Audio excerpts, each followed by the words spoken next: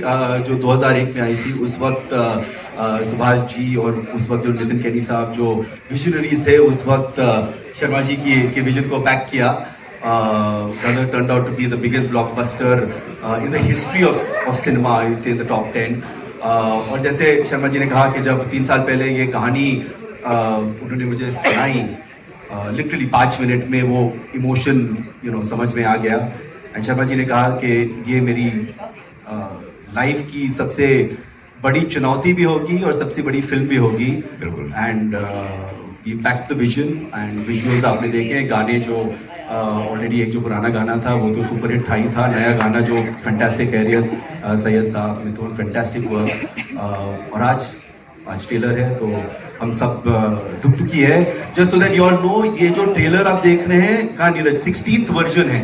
अगर आप चाहे हम आपको 1st to 15 में दिखा सकते हैं, मगर 16th वर्जन है ये फाइनल जो अब हुआ है. क्या बात है. चलिए आइए. लोग परेशान थे कि ट्रेलर कब आ रहा है, क्योंकि 15-16 वर्जन बने और केनी साहब शारिक साहब, केनी साहब की भी याद आ रही है. काश आज वो आते तो अच्छा होता.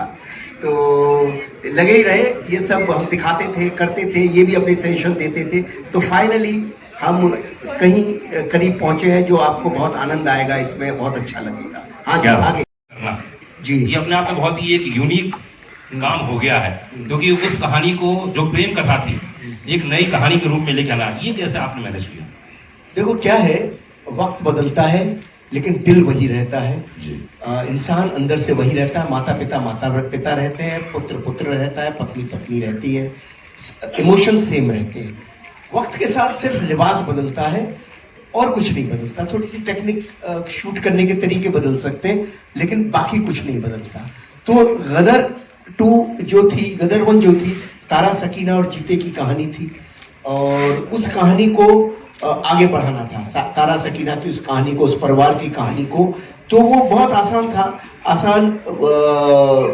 मतलब आसान आज लग रहा है मुझे, वैसे 22 साल लग गई कहानी खोजने में, लेकिन आज लग रहा है बहुत आसान था कि भाई तारा सकीना और उनका बेटा, उस कथा को हम कैसे आगे लेके जाए. और 22 साल इत्तेफाक से गुजर ही चुके थे, 20-22 साल गुजर ही चुके थे. तो वो अपने आप ही एक कहानी बन रही थी. वो 1947 था, 1971 आ गया, तो बहुत सारी चीजें जुड़ गई तो बन गई. और क्या जो उसका इमोशन है, इमोशन कनेक्ट करता है, इसीलिए मुझे मालूम था कि इमोशन कनेक्ट करेगा. वक्त बदलने से कोई फर्क नहीं पड़ता. मुगले आजम आज भी कमाल लगती है. गदर वन अभी भी रिलीज की हम लोगों ने, देखो क्या इसी थिएटर में, यहाँ मैंने इतनी तालियां सीटियां बंदी और सारे यंगस्टर्स देख रहे थे. तो ऐसा कुछ नहीं, इमोशन सेम रहता है. गॉन विद द विंड आज भी कमाल है, गॉडफादर आज भी कमाल है, टाइटैनिक आज भी कमाल है.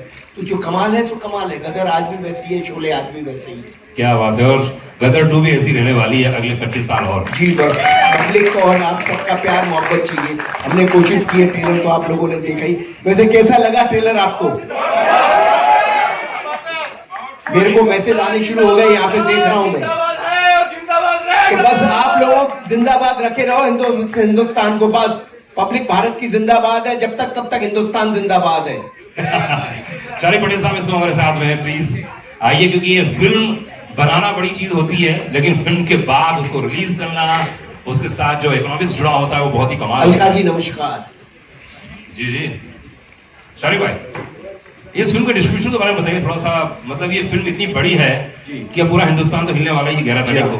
इसके बारे में बताइए थोड़ा, कहाँ कैसे फिल्म रिलीज कर रहे हैं, क्या होने वाला है? We'll be in excess of 4,000 screens across I think 60 countries. Maybe even more. भूमिका यहाँ पर बैठी हुई है. वो 5,000 यहाँ पर बोली लग रही है. 6,000. चलिए 100 देश. नहीं तो बहुत ही मतलब बहुत डिमांड, बहुत पुल है एट द ग्राउंड लेवल. बहुत सारे single screen owners, I think बहुत सारे सिंगल स्क्रीन्स लग रहा है वापस खुलेंगे थैंक्स टू गदर 2. तो टच वुड, फिंगर्स क्रॉस. बहुत ही डिमांड है, बहुत ही एंटिसिपेशन है. भूमिका पिछले 1 महीने से बोल रही है कि प्लीज ट्रेलर लाओ, मैं जल्दी और बेचूं उसको और ये करूं. तो लकी आज आ गया है. आज एकदम शुभ दिवस है, कारगिल दिवस. तो आज के दिन से इफेक्टिवली हमारा कैंपेन फुल एकदम 5th गियर में चला गया है. जी बिल्कुल. मैं आपको बताना चाहूंगा कि शारिक भाई, आपकी फिल्म में एक ऐसा होनहार कलाकार जिसके बारे में हमेशा कहता हूँ कि बहुत ही शांत रहता है, लेकिन उतना ही पोटेंशियल है और उतना ही अंदर से ज्वालामुखी है। शब्द याद रखिएगा, ज्वालामुखी, पूरी तरह से मतलब। और मैं उसको एकदम बचपन से जानता हूँ और पहली नौकरी मेरे साथ की थी उसने। लेकिन उनका जो परफॉर्मेंस इसमें देखा हमने ट्रेलर में, और मैंने कुछ देखे, मैं शूट में भी मौजूद था, लखनऊ में गया था, सनी भाई वहां मौजूद थे। इस कलाकार ने जो कमाल किया है, जितना तारीफ उतना कम है, तो मैं चाहूंगा उसके स्टेज में बुला ली जाए। उत्कर्ष शर्मा के लिए एक बार जोरदार ताली चाहिए।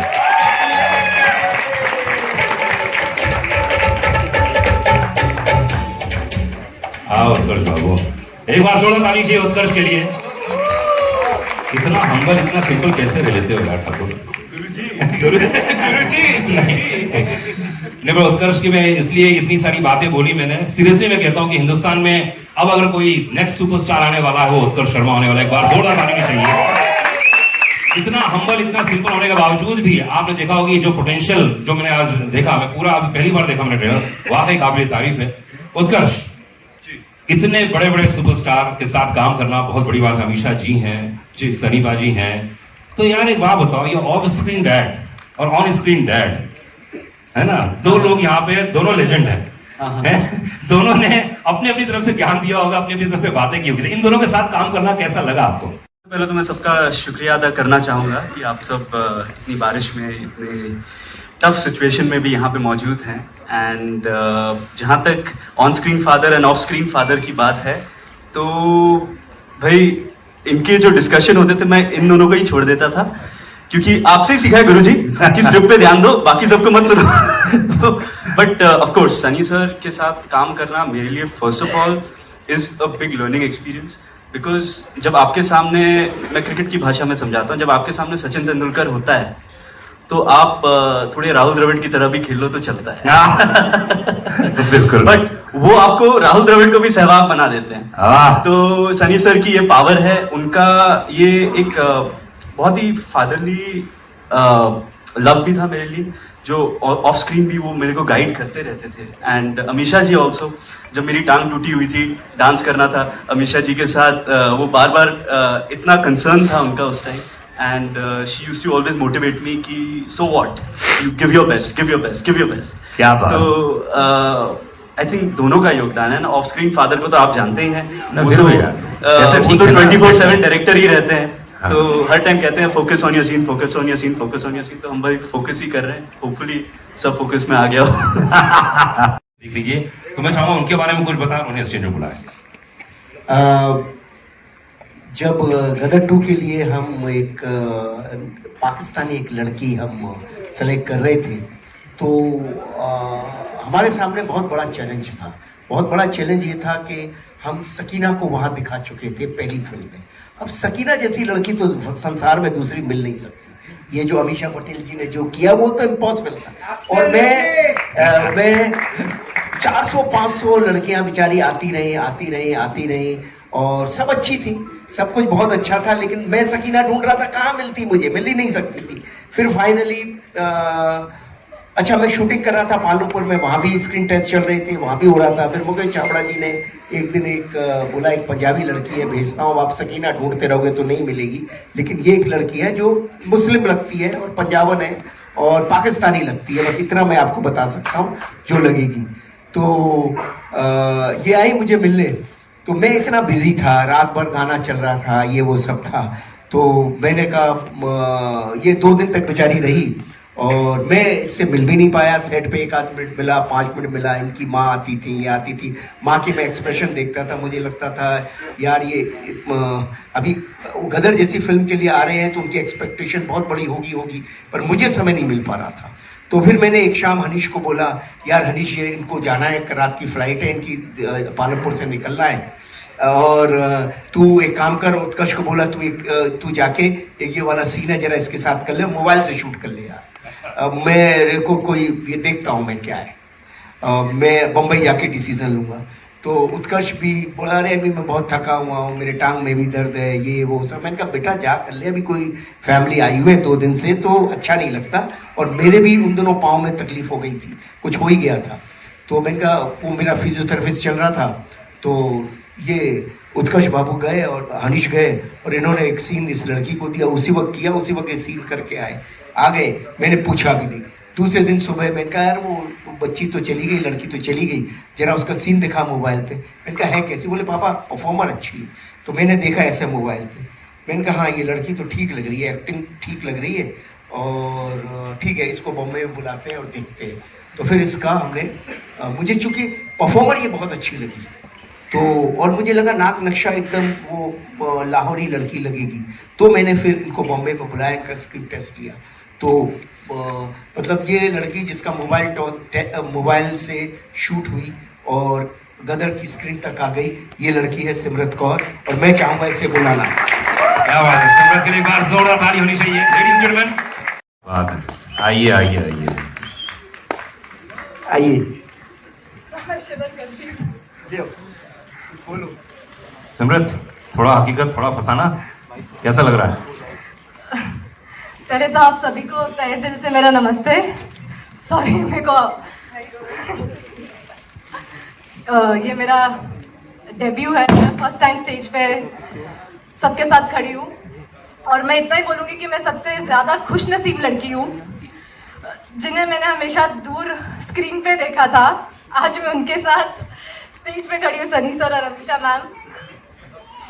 Thank you universe. And Anil sir के साथ फर्स्ट मूवी मिलना, आई डोंट थिंक सो मेरे से ज्यादा लकी कोई लड़की है इस दुनिया में, और मुझे गदर 2 जैसी मूवी में डेब्यू करने मिल रहा है। I just thank the universe and that's it. Mind blowing. लेकिन एक कलाकार ऐसा आया इस फिल्म में जो अमरीश पुरी साहब की याद दिलाता, और ऐसा लग रहा है कि ओ माय गॉड ये क्या परफॉर्मर है। उनके बारे में कुछ बताइए। देखिए ऐसा था कि ये अमरीश पुरी जी का रिप्लेसमेंट ढूंढना तो इम्पॉसिबल है। जैसे मैंने कहा सकीना नहीं हो सकती, और अमरीश पुरी इम्पॉसिबल। अमरीश जी को तो मैं बहुत मिस कर रहा हूँ, और होते तो जरूर इस फिल्म का वो हिस्सा होते। और पूरा हिंदुस्तान मुझसे पूछ रहा था, पूरे हिंदुस्तान ने मुझसे सिर्फ 2 ही बातें पूछी, एक इस फिल्म का विलेन कौन होगा, और दूसरा इस फिल्म का म्यूजिक कैसा होगा।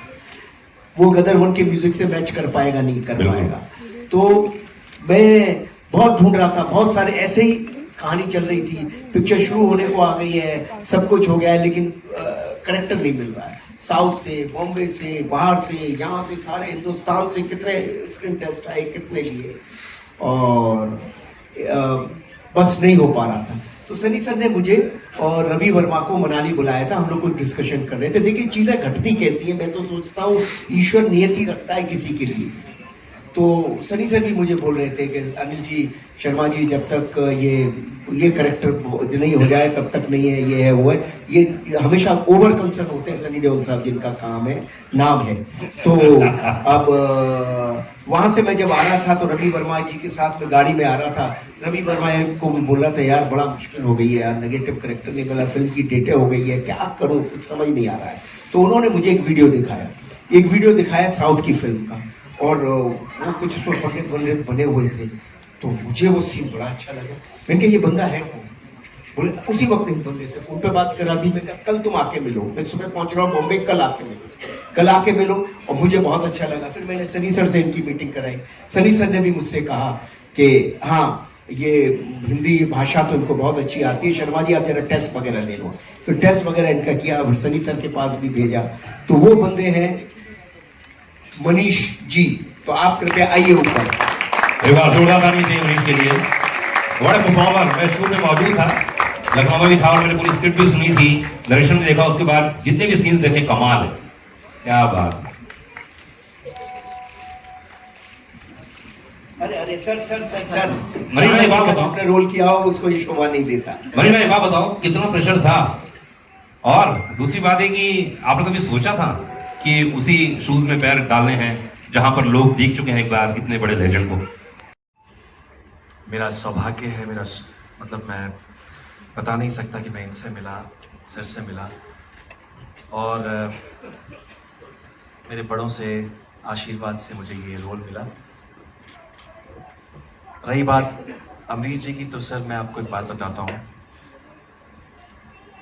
एक नहीं मेरे जैसे 100 एक्टर भी जन्म ले लेंगे ना तो उन तक पहुंच नहीं सकते।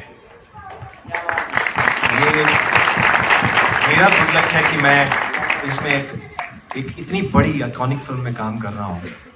जो ये डर आज भी आप मेरे चेहरे पर देख रहे होंगे, तो ये सर हैं और सनी सर हैं, इनके गाइडेंस में इतना आसान होता चला गया कि मुझे पता ही नहीं चला कि मैं क्या काम कर गया। तो मुझे ऐसा लगता है कि मैं काम कर गया। अब जैसे आपने मुझे हमेशा प्यार दिया है, मुझे उम्मीद है कि इस बार भी देंगे। अलका जी सब हमारे साथ में। अलका जी प्लीज। अलका जी आप आइए प्लीज। अरे थोड़ा ऊपर है, मंच है, चिंता मत कीजिए। मंच बहुत बड़ा है, आइए। बालकनी में बैठाएंगे आपको। आइए आइए आइए सर, आइए आइए गौरव। आदित्य नारायण जी भी इस समय हमारे साथ में। आदित्य जी आइए। आजा भाई, आइए आइए आजा भाई आदित्य। अनिल जी ऊपर आइए। आइए आइए जरा बालकनी में आइए, बालकनी में आइए। हाँ आइए। जी जी बिल्कुल। हाँ जी। और कोई बचा जो दिख नहीं रहा हूँ यहाँ से? सबीना है, श्याम जी हैं, लव कुश है। आप आइए, आप सब लोग। तो मिथुन बहुत कमाल, एक बार जोरदार ताली चाहिए। कांग्रेचुलेशंस भाई, बधाई हो, बधाई हो, क्या बात है। मिथुन इस म्यूजिक के बारे में बताइए, क्योंकि मुझे याद है कि हम लोग जब घर में सेटिंग में बैठते थे तो अधिकतर ये चर्चा होती थी कौन सा ऐसा यंग म्यूजिक डायरेक्टर है जो इस पूरी फिल्म को, इतनी पुरानी आइकॉनिक फिल्म को जस्टिफाई कर आइए आइए प्लीज। तो आपको चुना गया। इस फिल्म के गानों के बारे में बताइए। इम्तिहान कहाँ है भाई? ये देखिए दरमियान सिंह का भतीजा। ऊपर आओ, ऊपर बालकनी में जाओ सब लोग, भाई लोग। क्या मैं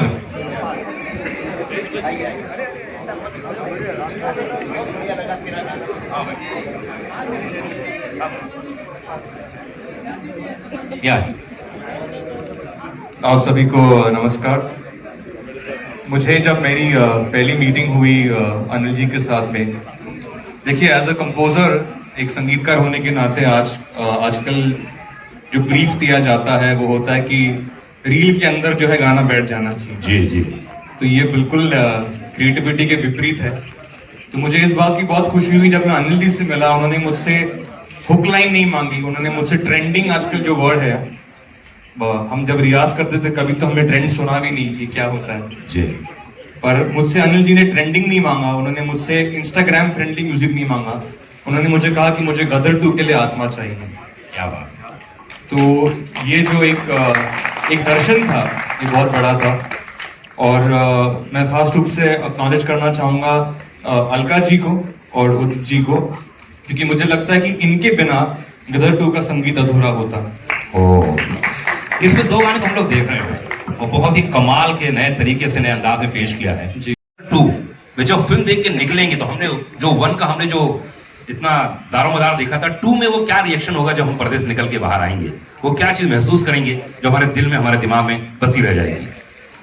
जब गदर 1 लगी थी तभी मुझे नहीं पता था तो अब मैं कैसे बता सकता। उस वक्त भी हमने पिक्चर की थी बस सच्चाई के साथ और पूरी लगन के साथ। बाद में जैसे कहा गया, जैसे मैं कहता हूँ हमेशा, लोगों ने उसे गदर बना दिया, उनके दिल को छू गई। बस यही उम्मीद करता हूँ कि इस फिल्म के साथ भी वो। क्या बात है। सिमरन सिंह डीएनएस से पूछती हैं अनिल जी आपके लिए है कि कॉन्सेप्शन जो आपने एक सोचा होगा, कॉन्सेप्ट होता है चीज का, पहले और 2 में क्या डिफरेंस है? पहले जो है वो इनकी कथा है, इनिशियल डेज की कथा, तारा की, सकीना की, और सेकंड उनके परिवार की, और सेकंड जो कहानी है इनके आगे की, इनके 20 साल के बाद इनकी जिंदगी में क्या घटा। तो ये एक तारा सकीना के परिवार की कहानी है, जो इनकी जिंदगी में, तारा सिंह की जिंदगी में पहले क्या घटा और बाद में तारा सिंह और सकीना की जिंदगी में बाद में क्या घटा। तो एक पारिवारिक कथा है जो कि आगे बढ़ती चली जा रही है, समझे ना। जैसे हम महाभारत की बात करें, रामायण की बात करें, तो वो कथा कंटिन्यूस चलती है।